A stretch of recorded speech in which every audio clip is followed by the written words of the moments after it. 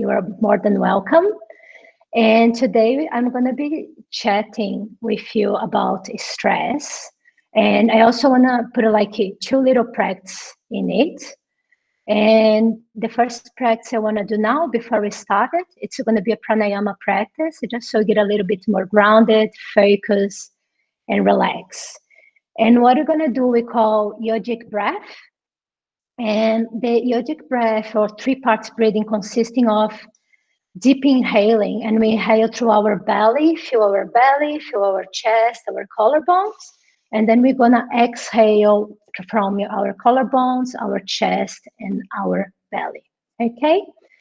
So I invite you all to sit in a comfortable position, spine straight, relax your shoulders, and gently close your eyes. Now, start to bring your attention to your natural breathing, to each inhaling and each exhaling. Inhaling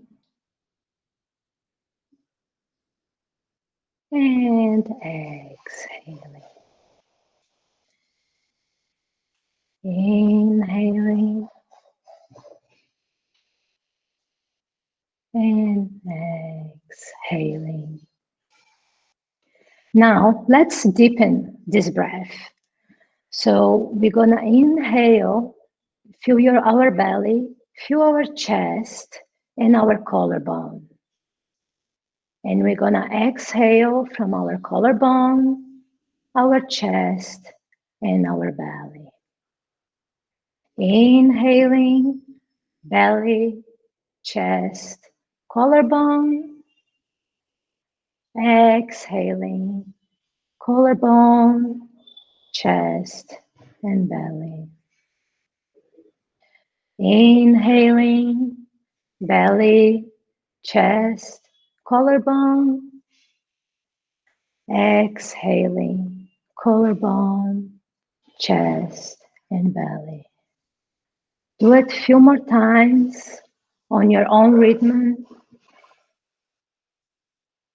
Deep as much as is comfortable for you without strain your body.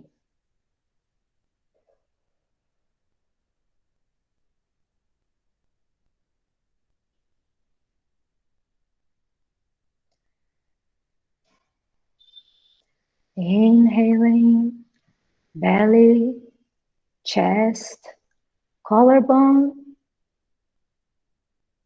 Exhaling, collarbone, chest, and belly. Inhaling, belly, chest, collarbone. Exhaling, collarbone, chest, and belly. Couple of more times.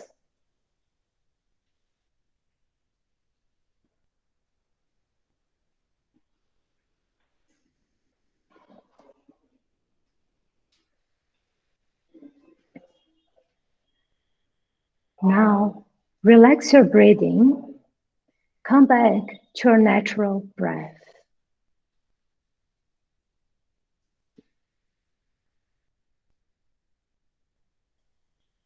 Start to bring your attention to where you are, to the sounds around you, to the place where you are sitting. Slowly, slowly, whenever you're ready, gently open your eyes.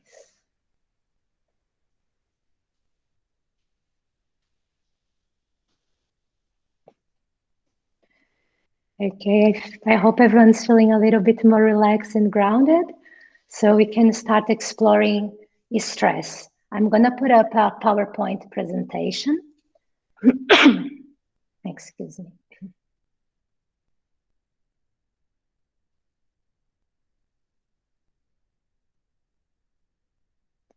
Okay, can everyone see the PowerPoint?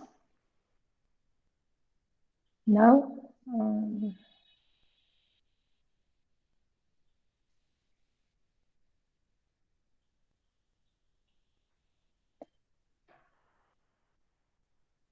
Can you guys give me a yes or no if you see it, the PowerPoint? No? Okay, so just a second, please. Now, yeah, okay. So today, thank you so much, guys. So today we're going to be talking about stress and how it affects our body and mind and ways we can manage or control it so it doesn't affect us that much, okay? So what is stress? Stress is a perception of threat to physical or mental well-being, resulting in fight, flight, or freeze response. It is a body's reaction. It's actually a chemical reaction that happens in our body. And it can be caused by physical, emotional, cognitive or thinking, or existential spiritual causes.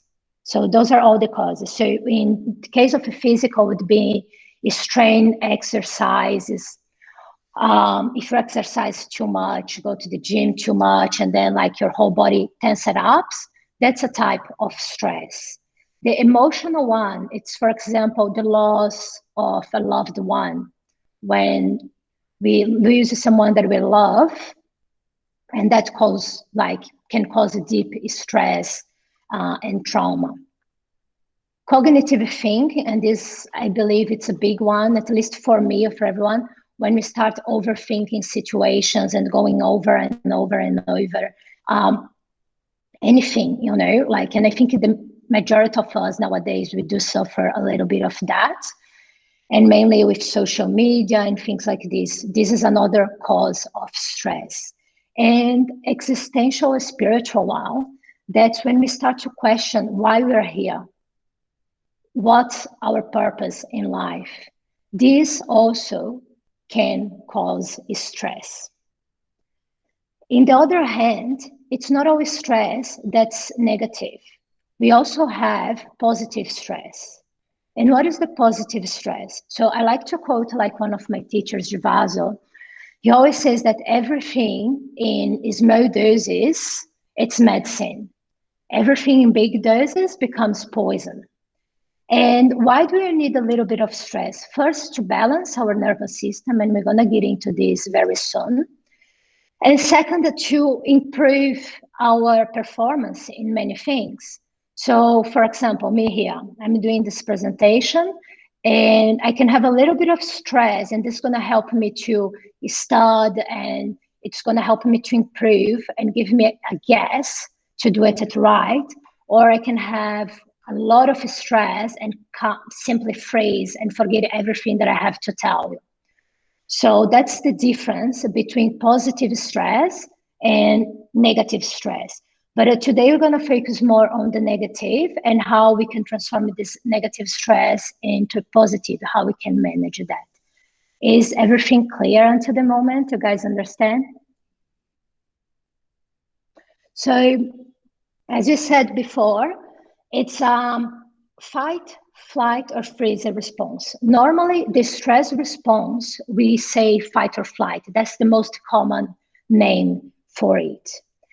It originated in our autonomic nervous system. So our autonomic nervous system is responsible for the functions in our body that we do not consciously control it. So what are those functions? Heartbeat, digestion, blink, breathing. So those are functions that our brain does for us without having to tell you, hey, breathe, hey, make my heart beat. So the way we wouldn't be here today, at least I wouldn't, because I would have forgotten already about that. But we can, after practicing things, have control over it, like get our heart to slow down or control our breathing. Like that's why we do like a lot of breathing techniques. And this autonomic nervous system, it's composed of 3 parts. But here today we're just going to focus in 2 parts. That is the parasympathetic nervous system and the sympathetic nervous system.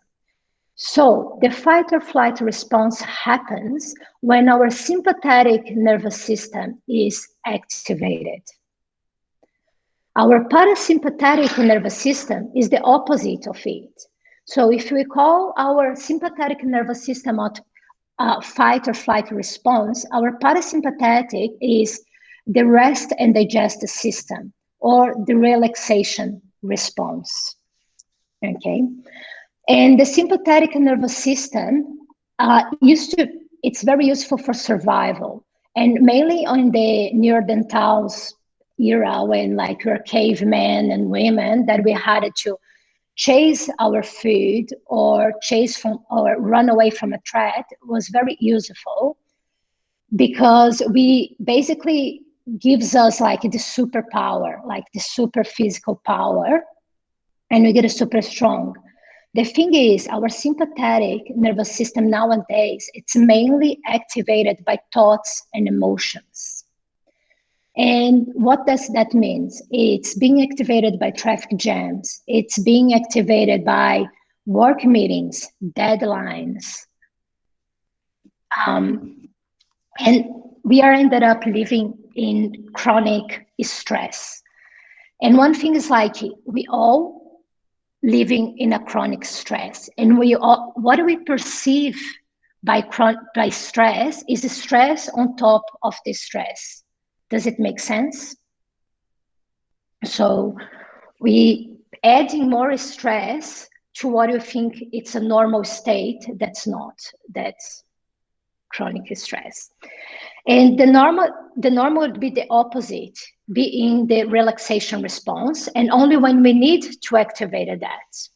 And the other thing is our fight and flight response, it's activated even before we consciously perceive a threat. So there is something that makes us feel uncomfortable, our sympathetic nervous system, it starts to activate it, and we don't have a chance to see, oh, is this real a threat? Hey, what is the dangers that I'm facing here? So we not even know that consciously. Okay, is it making sense into the moment? So those are the steps. So danger is sensed, sympathetic nervous system is triggered, hormones are released, then physical reactions happen in our body immediately, so we get a super strong. And this muscular action we're talking here, it's, for example, a good example, I think everyone saw, like if a baby gets stuck underneath something, and the mom suddenly, like, even though it's a woman, it's petite, it's not strong, she has the power to lift the thing that the baby is stuck underneath and take the baby out. This is the sympathetic nervous system working. And that should be the way we use it. And then we decide if we'll fight, flight, or freeze, because that's what happens when we get it like into this stress mode. And if you're into Ayurveda, there is a very interesting fact in that we have our doshas, and doshas is our natural self. That's our practice that's given to us when we're born. And you can be Pitta, you can be Vata, and you can be Kapha. And in this case, a Pitta person would fight, a Vata person would flight, and a Kapha person would freeze. So next we're going to have Dr. Usha here. She's my Ayurvedic doctor, so I totally recommend her as well. So if you guys want to get a little bit into that. But now let's see what are... one more thing here. So we decided this, and then after we should go. But this doesn't happen. We normally stay for long periods of time into the sympathetic nervous system. The other thing that happens that keeps us in the sympathetic nervous system is trauma. So when we suffer like a trauma, our brain gets programmed to, oh, am I going to suffer this again? Am I going to suffer? And we all the time in the sympathetic nervous system. So that's why post-stress traumatic disorders, that's what we're talking here when we're talking about trauma. Okay. So fight and flight response getting actions. What starts to happen here? Heart rate speeds up. Breathing becomes shallow. Digestion stops. Then the sphincter of the body. What is the sphincter? As they are ring muscles. And ring muscles, the most common one, for example, it's on our anus. What happened? Either contracts or close. And this makes us have diarrhea or constipation for weeks. All our blood flow is redirected to our limbs. So all this middle part, all our organs give all the nutrition, all the energy, all the blood flow to our limbs. Our mouth gets dry. So all these are sympathetic nervous system symptoms. And then when you look at this, just think, when we're on the parasympathetic nervous system, it's the opposite that's going to happen. And that's where we should be working. Another fact that's really interesting here is our brain. When you're getting into the fight or flight response, our reflex gets really, really good. But in order to our reflex get good, our ability to think gets lower. So we get a little bit more dumb or less intelligent. And then a good example here, it's like when you're a really good student, when you start, you're super dedicated, and then it comes to do the test and you go blank. So this is your sympathetic nervous system getting in action and not helping you out and actually making you completely forget it. I have a childhood friend that suffered with that. She always knew she wanted to be a doctor since she's like 2-3 years old. And we come to do the test to get into the university. 2-3 years to try to do the test and nothing until like the last year, everyone's like, this year you're not going to start. You're just going to travel, you're going to relax, you're going to enjoy life because this is not taking you anywhere. And then she passed. Like, it wasn't lack of knowledge. She was the most dedicated person like in the whole world. Today she's a very accomplished neurosurgeon. So, and what are the consequences of all these things in our body? Because this is like the hormones we are like liberating. So sympathetic nervous system is liberating, then our adrenal glands get activated, send all these hormones out, and normally it's like cortisol, adrenaline, and things like this.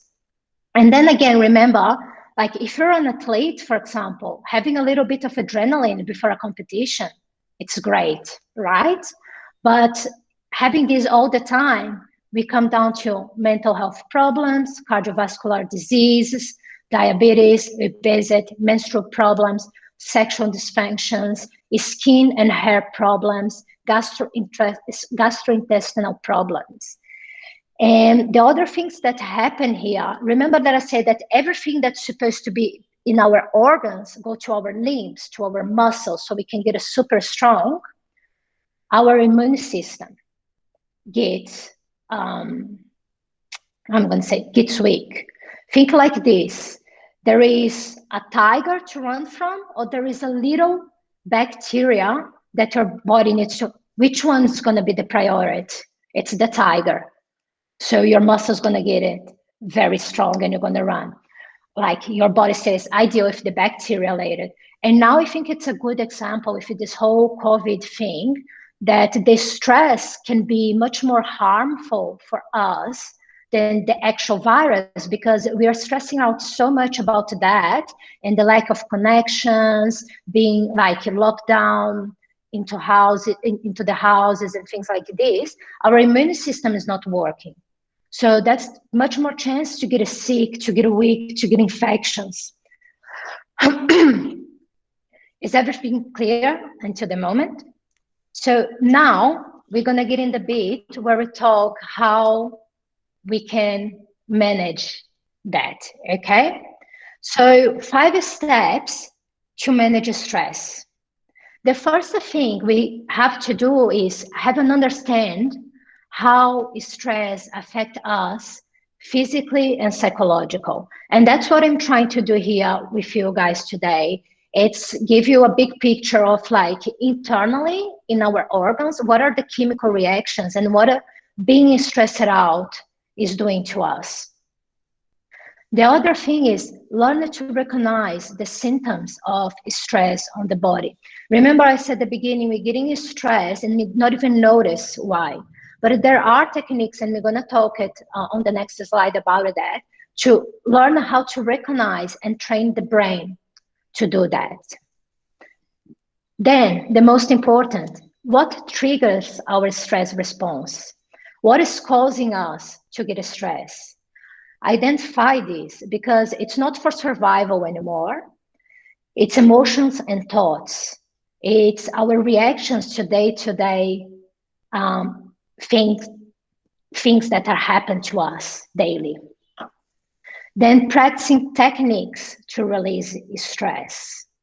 And techniques, Dr. Herbert Benson was one of the pioneers to bring the relaxation response into the Western world. And one thing that he said in his research is about instant coffee breaks. We should have relaxation exercise. And it only takes like 10, 15 minutes. And come on, that's the time to go out to have a takeaway coffee and come back. And the other one is learn how to avoid or minimize the situations that cause stress. And when we talk about avoid or minimize the situations, we're talking like the same situation can be avoided by one person, but it cannot be for the other one. So one thing we can think about it here is, for example, traffic jams.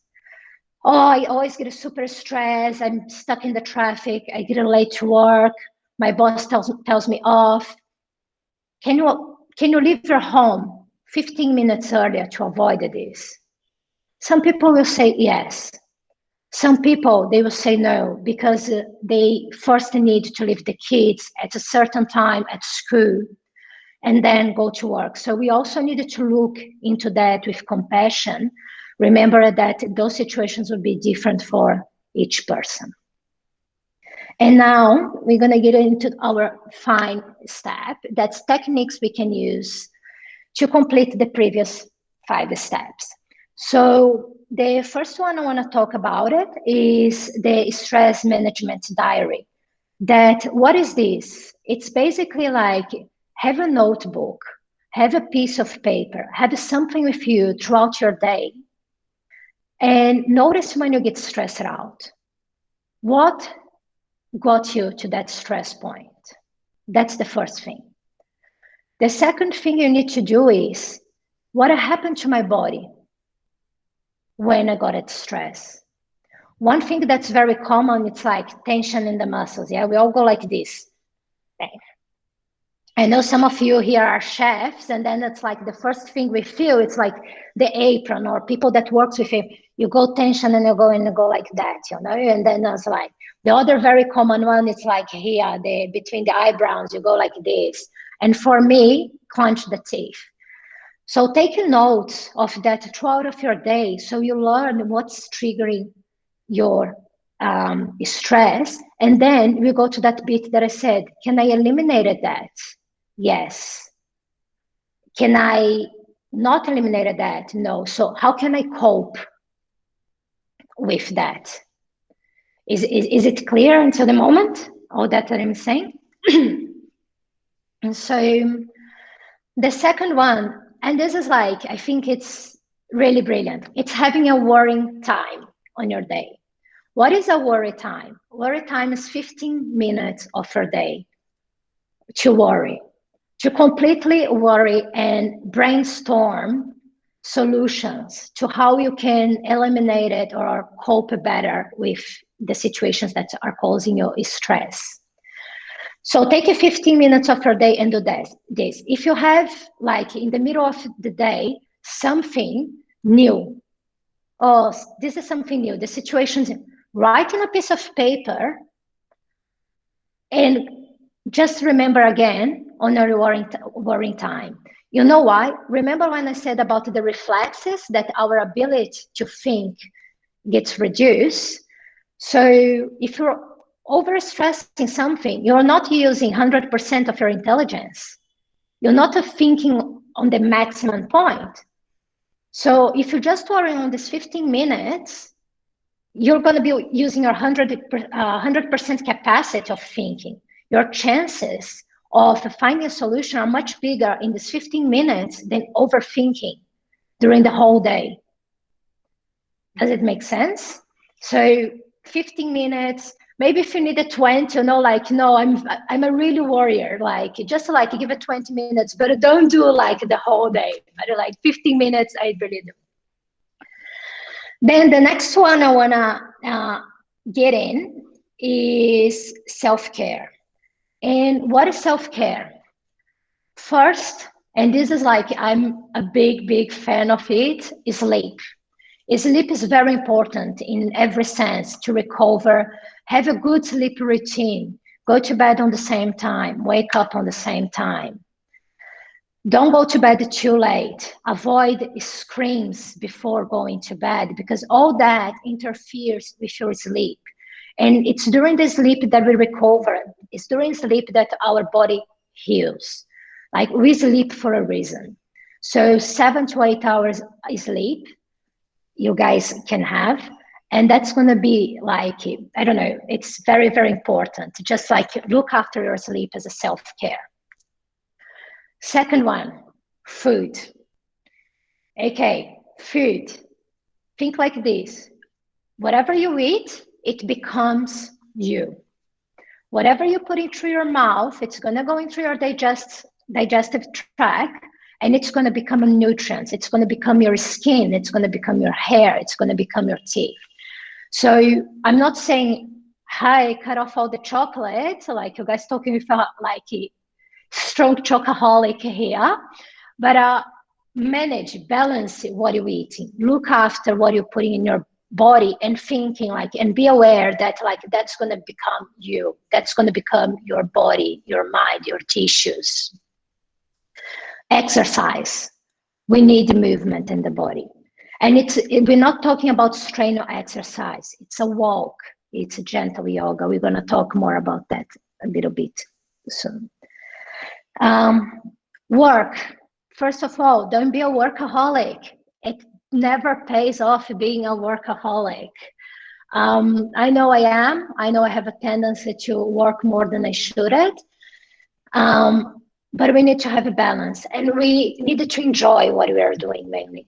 I know sometimes it's not ideal, but again, we needed to brainstorm and find a ways, and maybe like sometimes we are not in our ideal job, we are not doing the thing, but at least to be grateful because we have a job and we are working our mind and we get in contact with other people as well. And the other one is house, and I like to say home. That's where, like, for me, it's my sanctuary. It's where I go back to recharge. So look after your house, look after the place you are. And from the outside, you're going to be taking care of the inside. Don't have like clutter things, messy things, because that's reflecting how you're feeling inside. That's why sometimes cleaning feels so good. Like, oh, you feel you accomplished something and everyone, like, it changed your energy. Yeah? And that's another one. Now I want to get into the deep muscle relaxation exercise. And that's what I was talking before about contracting and relaxing our muscles. It's like noticing, training our brain to notice when you're getting stressed out. There is so many exercises available online and now today. And basically what we're doing, we are consciously contracting and then relaxing our muscles. So we're training our brain to notice the difference. Because when you get stressed, we are contracting. How many, like if you guys practice yoga and etc., how many are in a yoga pose and suddenly like you're all, but that's daily. It's not only in yoga. You're doing a work, you are doing a job, and suddenly like you are all like this. So do those deep muscle relaxation exercise to learn how to train your brain to immediately disengage that. And now the last, not the last, yeah, the last bit, because I'm going to put a sound healing here as well. But in yoga, I separated yoga, meditation, and pranayama, but yoga, it's all, yeah? Yoga, when I put it here, I put it's Yogasana, but it's all. Meditation, I think nowadays is the most available tool we all have to manage stress, online and free, and you can do anywhere, anywhere. That really like Dr. Herbert Benson, he brought the transcendental meditation to the Western world, and what he said is like, all you need, it's a mental device, and that would be something to focus on, and it can be your breathing, can be a mantra, anything, in a passive attitude. It's passive attitude, being calm, willing to do that, and getting that relaxation state. Pranayama, it's my little gem, my little baby. I love breathing exercise. Breathing exercise also is really useful. Why? Some people really have difficult with meditations because you need to concentrate it. So pranayama will give you both because you're concentrating on your breathing, and this is a meditation already, and you're also regulating your body through your breathing by calm your breathing. The other thing we can look at, it's like, well, how many times you saw in a video or even in real life, someone is nervous and then it's like, oh, just give it the paper bag, you know, and then you start to blow into the paper bag and chill down. That's breath work. That's pranayama, right? So like really, you're getting stressed out. There's something that's not going so well. Just like few deep breaths, like settle your mind and go like,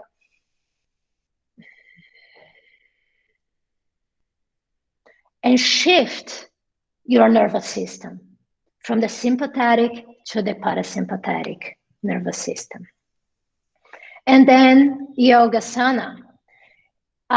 Yoga has two sides. We can use yoga to activate your sympathetic nervous system. And this is when we're doing strong practices like Ashtanga Yoga, Kundalini Kriya, or even Surya Namaskar, sun salutations. But then there is the holding.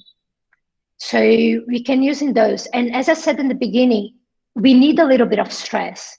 So this type of activation of the sympathetic nervous system, when we do it through yoga or even through sports, as I was saying before, you know, like an athlete, he's activating his sympathetic nervous system, is good.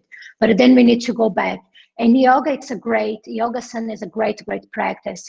And it's like in yoga, restorative practice, you know, even chair yoga nowadays is available. Just hold those poses, be aware of what you're doing it. Have that stretch and breathe. That's really going to shift you into the parasympathetic nervous system. And the last one is sound healing. So sound healing, like I love it just because it's just so relaxed, and normally you don't have to do anything, right? You just need to lay down and relax.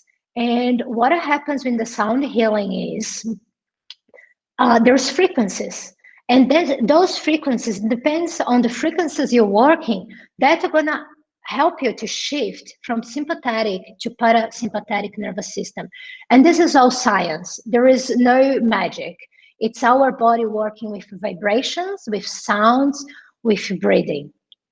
So to conclude those techniques here, I would like to use another technique at the end with you guys here. And it's going to be a guided visualization so we can relax. And just so you guys have another idea how to do it. So I would like to invite you all again to sit in a comfortable position with your spine straight and close your eyes. Bring your attention to your breath. Have a deep inhaling, deep Exhaling. One more time. Inhaling. Exhaling. Last time. Deep inhaling. Deep exhaling. Relax your breathing now and just come back to your natural breath. Now, visualize, imagine, or feel a light above your head. This is a relaxing light, a light that has the power to relax your body.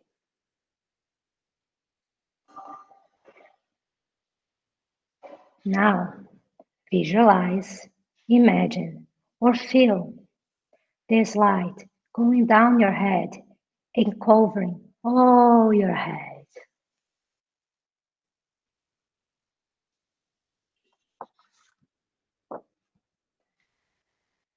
As this light covers your head, it relaxes all the muscles of your face, your forehead, the space between the eyebrows, your eyes, your mouth, your teeth, your tongue.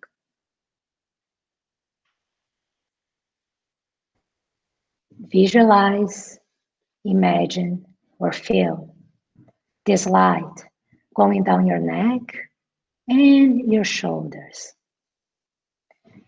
And as soon as this light touches your shoulders, all the muscles of your neck and shoulders relax.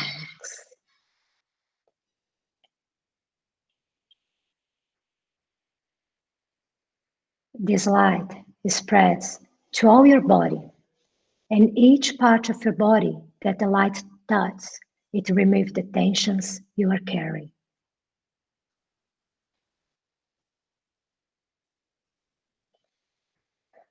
The light is spread through your chest, arms, hands, fingers, back, belly, hip, thighs, knee, chin, calves, feet, until reach your toes. Visualize, imagine, or feel your whole body covered by this light.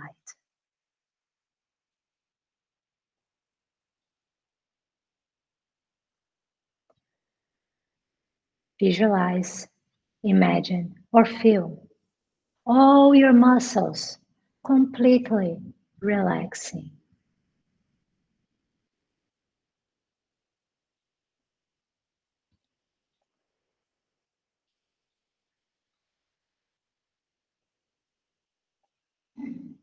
Now, visualize, imagine, or feel this light quickly leaving your body.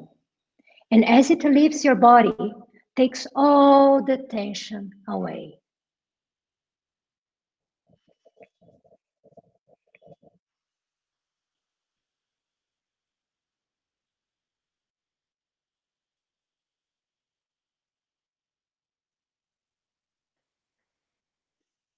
Visualize, imagine, or feel how relaxed your body is now.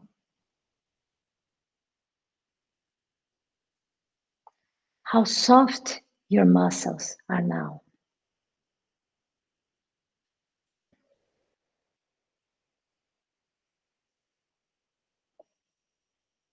how relaxed each part of your body is right now.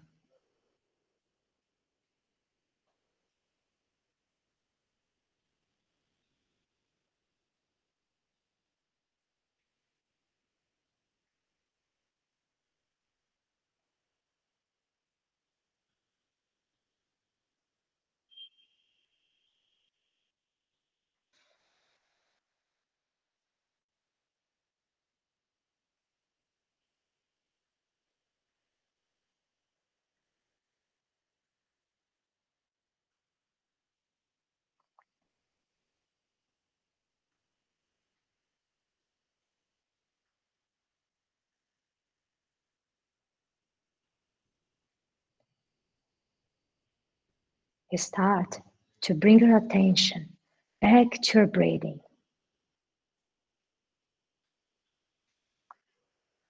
Each inhale and exhale.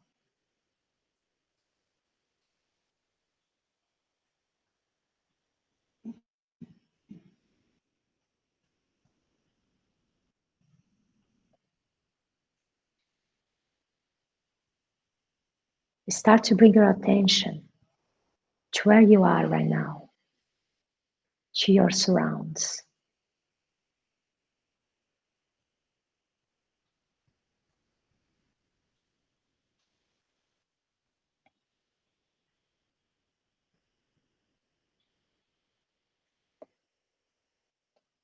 Slowly, slowly, whenever you are ready, gently open your eyes and carry this relaxed sensation throughout your day.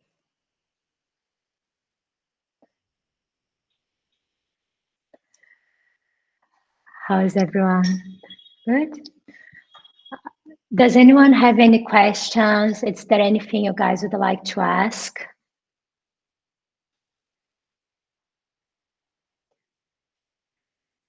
Everyone is good?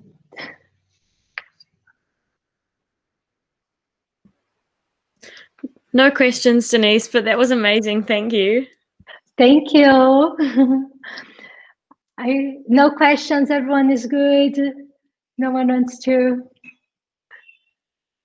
So, what do you think about doing sound healing and sound baths online? Do you think you still get the same effect? Obviously, it's a bit different than real life, but do you think it's still beneficial?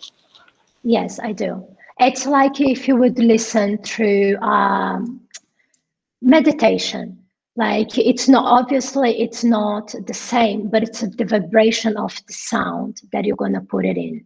So I think the main difference is if you're doing in person, you can have a singing bowl on top of you and have a vibration directly touching, but sound wise, you would have the same effect. Totally recommend. And if you need people, I can tell you, there's a really good one. That's Bonji. That's actually who found the Nadi Yoga School and organized this event. And it's like he's an amazing musician and sound healing. Thank you. You're welcome. Anyone else? Any other questions?